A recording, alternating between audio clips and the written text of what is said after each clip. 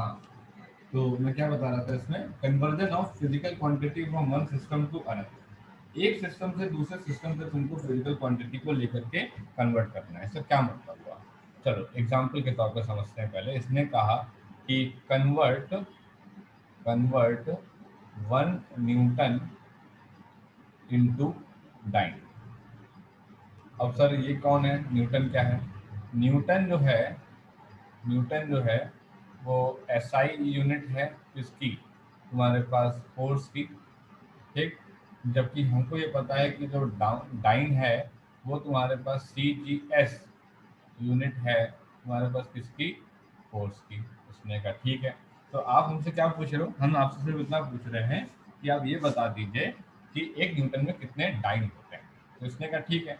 एक न्यूटन को हम लोग लिखते कैसे हैं? इसने कहा सर एक न्यूटन को हम लोग ऐसे लिखते हैं कि 1 newton is written as kilogram metre per second square. Okay, so 1 dyne कैसे लिखोगे? 1 डाइन को लिखेंगे gram centimetre per second square. तो हम आपसे सिर्फ इतना पूछ रहे हैं कि 1 kilogram metre per second square में कितने ग्राम सेंटीमीटर पर सेकेंड स्क्वायर है। इसने कहा ठीक है, कोई दिक्कत नहीं। अब इसने कहा जैसा कि हम लोग न्यूटन जान गए हैं तो हम इसका फॉर्मूला लिख सकते हैं। लिख सकते हैं एम तुम्हारे पास एल और टी माइनस वन। इसने कहा ठीक है, कोई दिक्कत नहीं। तो इसने कहा ऐसे समझिए कि ये तो तुम्हारे पास न्यूमेरिकल वैल्यू है, यहाँ पे आप यूनिट लिखिएगा, ठीक है। अब आप पूछ रहे हैं कितने डाइन है, तो ये आप तुम्हारे पास न्यूमेरिकल वैल्यू है और यहाँ पे आप यूनिट लिखिएगा। इसने कहा यूनिट की जगह पे आप एक काम करिएगा, आप इसको ऐसे लिखिएगा N1 तुम्हारे पास U1 मतलब डायमेंशनल फार्मूला के तौर पे, N2 और तुम्हारे पास U2 डायमेंशनल फार्मूला के तौर पे। इसने कहा अच्छा ठीक है, लिख देंगे भाई। तो अब बस आई तुम्हारे पास 1 में कितने डाइन है, तो U1 को डायमेंशनल फार्मूला में लिखा, तो हमने इसे लिखा m की पावर a, l की पावर तुम्हारे पास सॉरी m की पावर तुम्हारे पास 1, ठीक है। यहाँ पे m1 लिख दिया क्योंकि 1 के लिए लिख रहे हैं। L1 की पावर तुम्हारे पास 1 और T1 की पावर तुम्हारे पास -1। हमने कहा ठीक, कोई दिक्कत नहीं, ये हो गया है N1। यहाँ पे लाए N2 और U2 में क्या लिख दिया, U2 में भी यही डायमेंशन लिखेंगे, ठीक है, लेकिन लिखेंगे M2 की पावर 1, L2 की पावर 1 और T2 की पावर -1, ऐसे लिख लिया हमने कहा ठीक, कोई दिक्कत नहीं। अब इसने कहा कि सर एक बात तो मुझे पता है कि अगर ये तुम्हारे पास SI है, ठीक है, और अगर ये डाइन तुम्हारे पास जो है ये CGS सिस्टम ऑफ यूनिट है, तो मैं ये कह सकता हूँ यहाँ पे होता है किलोग्राम, तो M1 जो है वो 1 किलोग्राम में आएगा। यहाँ पे M2 किस में आएगा, यहाँ पे M2 सर ग्राम में आएगा, तो यहाँ पे हमने लिखा 1 ग्राम। यहाँ पे जो L1 है वो किस में आएगा, सिंपल सी बात है, मीटर में आएगा। यहाँ पे जो L2 है वो किस में आएगा, ये तो बस 1 सेंटीमीटर में आएगा। यहाँ पे जो टाइम है वो किस में आएगा, वो सेकंड में आएगा। यहाँ पे जो टाइम है वो किस में आएगा, वो भी सेकंड में आएगा। तो हमने यहाँ पे क्या किया, इधर जो न्यूटन की यूनिट होती है वो होती है किलोग्राम मीटर पर सेकंड स्क्वायर, और यहाँ पे इसकी यूनिट होती है तुम्हारे पास ग्राम सेंटीमीटर पर सेकंड स्क्वायर। उस हिसाब से M1 L1 D1 M2 L2 T2 को लिख दिया। हमने कहा ठीक, कोई दिक्कत नहीं, हमें निकालनी है N2 की वैल्यू। तो इसने कहा ठीक है, निकाल लीजिए आप N2 की वैल्यू। तो इसने कहा कि देखो कैसे पुट करेंगे, N2 is equals to N1, ठीक है, M1 की पावर 1, L1 की पावर 1, T1 की पावर -1, ठीक है। और यहाँ पे हमने लिखा M2 की पावर 1, L2 की पावर 1, T2 की पावर तुम्हारे पास जो है -1, ठीक। सो हमने लिखा N1 इंटू हमने लिखा M1 अपॉन M2 की टोटल की पावर तुम्हारे पास 1, ओके।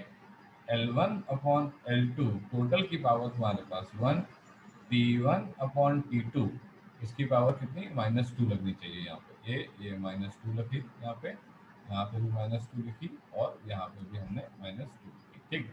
और ये T1 अपॉन T2 की पावर -2, ठीक। हमने कहा ठीक, कोई दिक्कत नहीं। अब मुझे पता है कि M1 1 किलोग्राम है, M2 1 ग्राम है। अब मेरे को सेम यूनिट लेकर के आनी है, या तो मैं M1 को 1000 ग्राम में कर लूँ, मुझे पता है कि ये अगर 1 किलोग्राम है तो ये हो जाएगा तुम्हारे पास 1000 ग्राम के बराबर। ये 1 मीटर है तो ये हो जाएगा 100 सेंटीमीटर के बराबर, और ये तो सेकंड है ही। मतलब जब भी हमको यूनिट लिखनी है तो सेम यूनिट लिखनी है। तो हमने लिखा 1 इंटू M1 की जगह लिख लिया 1000 ग्राम, M2 की जगह लिख लिया 1 ग्राम, तो ये हो गया है इसकी पावर 1, L1 की जगह हमने लिख लिया है तो बस 100 सेंटीमीटर, L2 की जगह हो गया है 1, की पावर हो गया 1। T1 की जगह हमने क्या लिख लिया, T1 की जगह पे हमने लिख लिया 1, T2 की जगह पे हमने क्या लिख लिया 1 की पावर -2। तो हमने कहा 1 इंटू ये कितना हुआ 10 की पावर 3, ये कितना हुआ 10 की पावर 2 और ये कितना हो गया 1। तो हमको पता लगा ये वैल्यू आ गई है कितना 10 की पावर 5। इसका मतलब ये हुआ कि 1 न्यूटन जो है वो तुम्हारे पास 10 की पावर 5 तुम्हारे पास टाइम के बराबर होता है। और इस तरीके से हम लोग इसे कैलकुलेट करते हैं। आया बेटा समझ में? ये चीज आई समझ में कैसे हम लोग इसको कन्वर्ट करेंगे? हमें कुछ नहीं करना है, हमें N1 N2 में से ये जान लेना है कि आप किसके बारे में पूछ रहे हैं, प्लस आपने कौन सी यूनिट दी है, वो किसकी यूनिट है, हमको ये बात पता होनी चाहिए। वो सीरियस यूनिट है कि वो एमकेएस यूनिट है, ये बात पता होनी चाहिए। ठीक है, ये बात अगर हम जान गए तो बड़े आराम से हम डायमेंशनल फॉर्मूला लिख लेंगे और डायमेंशनल फॉर्मूला पे उसके बाद उसको जो है हम लोग इस तरीके से कन्वर्ट कर सकते हैं। आया बेटा समझ में? ठीक है। आवाज में बहुत धीरे आ रही है, धीरे बोलते हुए तुम आवाज बहुत धीरे आती है। नहीं सर। अच्छा चलो नेक्स्ट एक क्वेश्चन और कराते हैं, इसको जरा समझना, ये भी इजी क्वेश्चन है। कन्वर्ट कन्वर्ट 1 जूल इनटू हमारे पास अर्ज। 1 जूल को अर्ज में करा जाए मतलब कितने अर्ज होंगे। ठीक है, 1 जूल में हमारे पास कितने हमारे पास अर्ज होंगे। अब ये जूल क्या होता है सर? जूल जो है ये यूनिट ऑफ एनर्जी है। जूल जो है ये यूनिट ऑफ एनर्जी है और ये तो सर आपकी एसआई में होती है। ठीक है, और अर्ज जो है ये भी तुम्हारे पास यूनिट ऑफ एनर्जी है और ये तुम्हारे पास जो है सीजीएस में होती है। ओके, अब हमको पता है एनर्जी, एनर्जी का मतलब होता है वर्क। ठीक है, वर्क का मतलब होता है फोर्स इनटू, वर्क का मतलब होता है फोर्स इनटू हमारे पास डिस्प्लेसमेंट। इसका मतलब है हमको फॉर्मूला हमेशा पता होना चाहिए। हाँ, फॉर्मूला तो पता होना ही चाहिए वरना नहीं हो पाएगा। ठीक, तो किलोग्राम मीटर पर सेकंड स्क्वायर इनटू मीटर, मतलब किलोग्राम हमारे पास मीटर स्क्वायर पर सेकंड स्क्वायर। अब इन्होंने कहा कि अगर हम अर्ज की बात करें तो वो होता है ग्राम हमारे पास सेंटीमीटर स्क्वायर पर second square. Okay, gram centimetre square पर सेकंड स्क्वायर होता है। ठीक, कोई दिक्कत नहीं। तो हमने क्या किया, हमने इनको कन्वर्ट करना शुरू किया। हमने इनको लिखा, हमने कहा इसका डायमेंशन कैसे लिखेंगे। इसने कहा डायमेंशन लिखेंगे m की पावर 1, l की पावर 2, t की पावर -2, ऊपर चला जाएगा। इसने कहा ठीक है, लाओ भाई लिखें। तो इसने इसको लिखा तुम्हारे पास n1 dimension formula, dimension formula u1 अंदर, फिर n2, फिर तुम्हारे पास u2 अंदर। ठीक, 1 इंटू यहाँ पे लिखा m1 की पावर 1, l1 की पावर 2, t1 की पावर -2, यहाँ पे x इंटू एक्स या आप n2 ले फिर चलो। ठीक है, u2 का डायमेंशन अगर आपको लिखने का है तो आप क्या लिखोगे, आप लिखोगे m2 की पावर 1, l2 की पावर 2, t2 की पावर -2। ठीक, अब मुझे पता है जूल और अर्ज। जूल में क्या इस्तेमाल हुआ है, किलोग्राम मीटर सेकेंड, उसमें क्या इस्तेमाल हुआ है, ग्राम। ठीक है, हमने कहा कि m1 जो है वो 1 किलोग्राम है और m2 जो है वो 1 ग्राम है, तो हमको इससे कन्वर्ट कर लेना चाहिए 1 ग्राम पे। हमने कहा ठीक, L1 जो है वो 1 मीटर है, इसको हम लोग 100 सेंटीमीटर लिख लेंगे और L2 जो है वो ऑलरेडी सेंटीमीटर में है, T1 जो है 1 सेकंड है और T2 जो है वो भी तुम्हारे पास 1 सेकंड है। ठीक, हमने कहा ठीक, कोई दिक्कत नहीं। अब इसने कहा कि हमारे को x लिखना है, तो हमने कहा कि अभी तो लिख के दिखाया था पूरा सेम उसी तरीके से है। तो इसने कहा कि m1 अपॉन m2 की पावर तुम्हारे पास 1, ठीक, L1 अपॉन L2 की पावर 2 और T1 अपॉन T2 की पावर -2।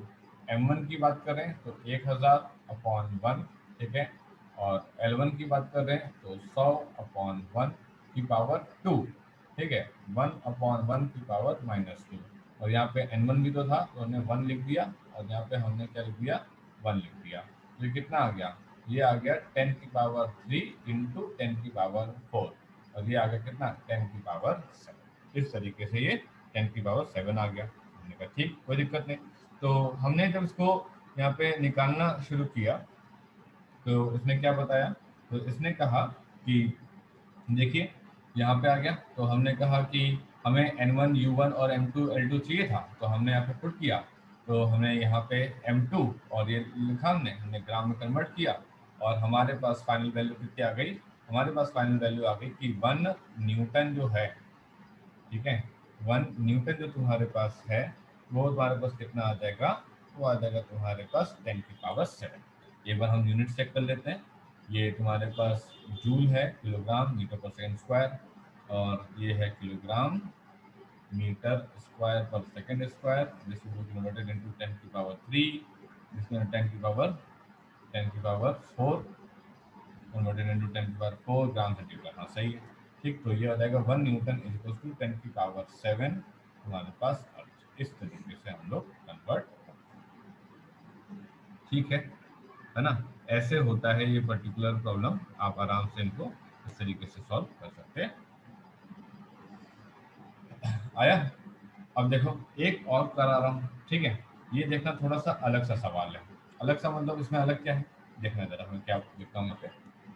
इसने कहा कि अगर हम लोग लिखें यहाँ पे सवाल, देखिए इसने कहा convert a work of convert convert a work of 100 joule into a system of units into a system of units, ठीक, which has a unit of mass as 100 gram, which has a unit of mass as 100 gram, okay, which has unit of mass of 100 gram, unit of length as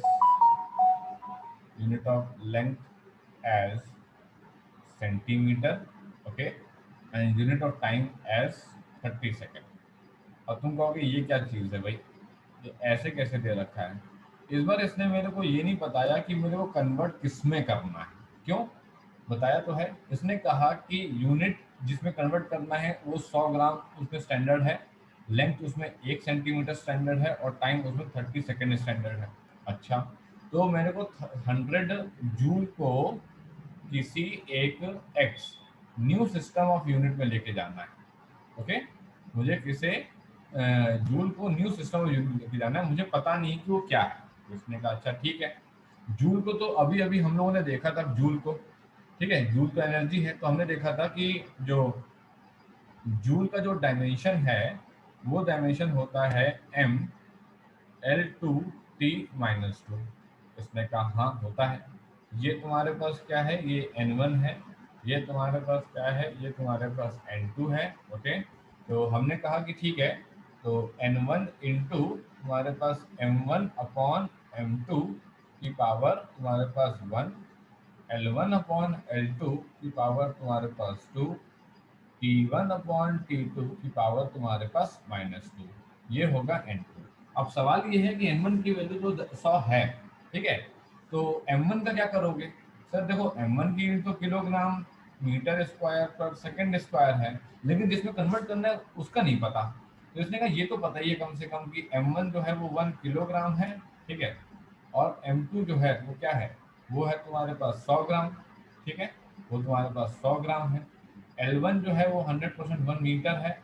L2 100% क्या है, L2 100% तुम्हारे पास 1 centimetre है, तो ये 1 centimetre है। T1 जो है वो तुम्हारे पास कितना है, T1 तुम्हारे पास सेकंड में है, और T2 100% तुम्हारे पास किस में है, 30 सेकंड में है। तो ये हमको ऐसे दे रखा था, इसने कहा ठीक ऐसे दे रखा था, सही, हम लोग लिख लेते हैं।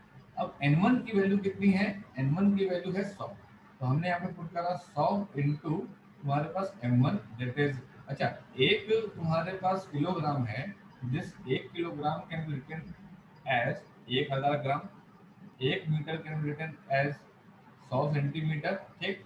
तो इसने यहाँ पे लिखा कि 100 इंटू, ओके, M1 की जगह पे, M1 की जगह पे 1000 ग्राम, ओके, M2 की जगह पे, M2 की जगह पे 100 ग्राम की पावर तुम्हारे पास 1, L1 की जगह पे 100 सेंटीमीटर, L2 की जगह पे 1 सेंटीमीटर, पावर 2, T1 की जगह पे 1, T2 की जगह पे 30 पावर कितना -2। ठीक, हमने पुट कर दिया। जैसे हमने पुट करा तो हमें क्या मिला, हमने कहा कि आया 100 इंटू, ये आ गया 2 जीरो यहाँ पे कट गए, तो ये आ गया यहाँ पे 10। ठीक, ये आ गया तुम्हारे पास 10 की पावर 4, और ये आ गया तुम्हारे पास क्या 30 की पावर -1, ऊपर क्या होगा -2, 30 की पावर तुम्हारे पास 2। ये कितना हो गया 4 और एक 5, 6 7, तो 10 की पावर 7 इंटू ये कितना हो गया 900। आई बात समझ में, ये कितना आ गया 900 आ गया। तो इसने कहा कि ठीक है, तो इसने कहा हम लिख सकते हैं इसे 9 इंटू 10 की पावर 9, इसने कहा हाँ लिख सकते हो। तो इसने कहा कि ऐसा कर लेते हैं कि 100 जूल जो था, ठीक है वो तो पता है, ये तुम्हारे पास 100 जूल था, ये 100 जूल कन्वर्ट हुआ है 9 इंटू 10 की पावर 9 न्यू सिस्टम ऑफ हमारे पास यूनिट्स में। इस तरीके से यहाँ पे कन्वर्जन आया समझ में, क्लियर हुआ बेटा? Yes, sir.